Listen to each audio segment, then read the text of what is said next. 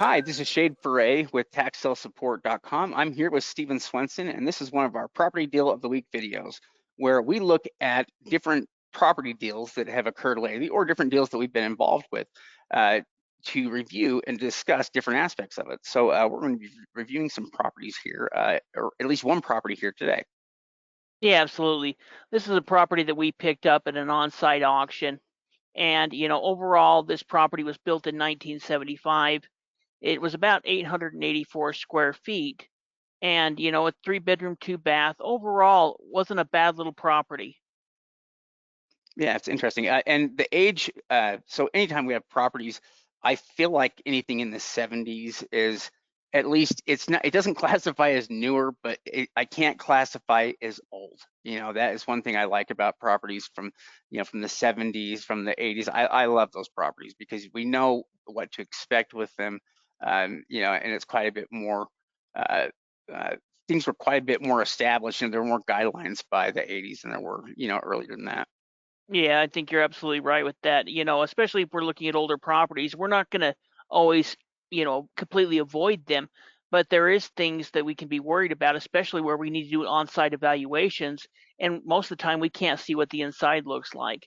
So, a home that was built in the 20s, that has a lot older technology if it hasn't been updated since that time than a home that was built in the 70s or 80s. Overall, when we're looking at these type of properties, we're looking at things like the roof, the siding, the windows. This is all going to be an important aspect of deciding if we're going to be bidding on this property or not. If we see a hole in the roof, that could be a good indication of something like water damage.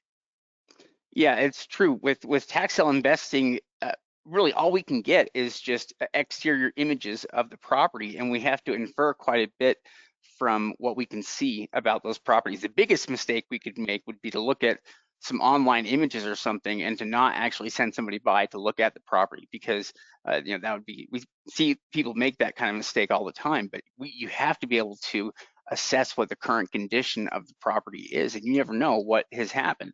With this particular, with these photos, we can determine quite a few things. I mean, for one, obviously the property is occupied as well. People are living in it. That's good. In fact, there's no worse thing you can do to a property really than have it be vacant. The fact that it's being lived in is good. That's a great thing for us. We can also see, other signs that it's being cared for. And things with it are pretty good. I mean, we don't see any obvious major red flags or problems. Yeah, exactly. So we know we're going to do some type of rehab on this property, but overall, it looks to be in pretty good condition from what we can see. Like Shay talked about, there's a lot of good signs where it's currently being lived in. That means we're going to have things like water, power, sewer, hooked up, and at least we can assume that to a degree. Now, as far as what we paid for this, we paid about 17,000 for it. Now, it has an estimated value of around 110,000. So when we're looking at these properties, we're always going to be judging or bidding. Our max bid is always going to be determined by a percentage of the property's value. So usually will be between 10 to 50%, depending on the property and the value. Yeah, and the precise percentage that we end up setting on really has to do or is based on how much work the property looks like it's going to need or not need. The more work it needs, though, obviously, the lower the percentage is going to have to be that we can pay for it, because more money would need to go towards fixing it up or the rehab of it. In this case, where we pick it up at a low enough percentage of value like this, it does give us a lot of options here in terms of how we sell the property and what we may decide to do with it. But with the repairs that are needed there, certainly $20,000 in repairs or in rehab work would probably go a long way with a property like this. Yeah, exactly. If we were to do more of a lipstick job on it, we could probably do it for maybe around 10. But spending that extra money is going to help increase the likelihood that a buyer is going to like it.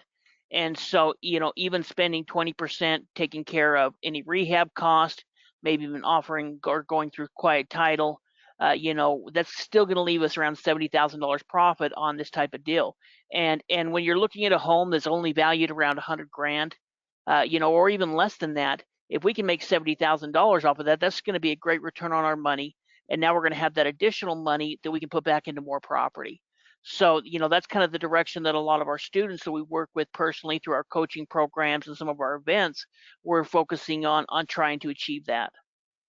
Yeah, absolutely. I mean, those types of numbers really, with most single family homes in that price range, it's unheard of. You normally can't make that kind of money on deals. It's because this property is picked up through a tax sale that this is possible, and just a remarkable deal in itself. A really good win at 100, at 17,000, and a great property, a good investment property as well. Yeah, in fact, really honestly, we probably would have been willing to pay maybe 25 cents on the dollar for it. So we picked it up lower than our actually high bid would have been. Our high bid may have been closer to, 20,000 or 25,000. Now, if you're interested in like what we do, go ahead and check out our website. Of course, like, subscribe to our YouTube channel. We're going to be putting out a lot more videos. But our website and our membership program allows you access to all of our auction list, to weekly webinars, to all of our training videos, to all of our training manuals. And so it's a huge amount of additional training over the counter list. So if you're interested in that, go ahead and check it out. We have monthly options, we have yearly options for discounts. So we really think it's probably the best value in tax sale education. Yeah, absolutely. I think your success, the success of our students, is important to us.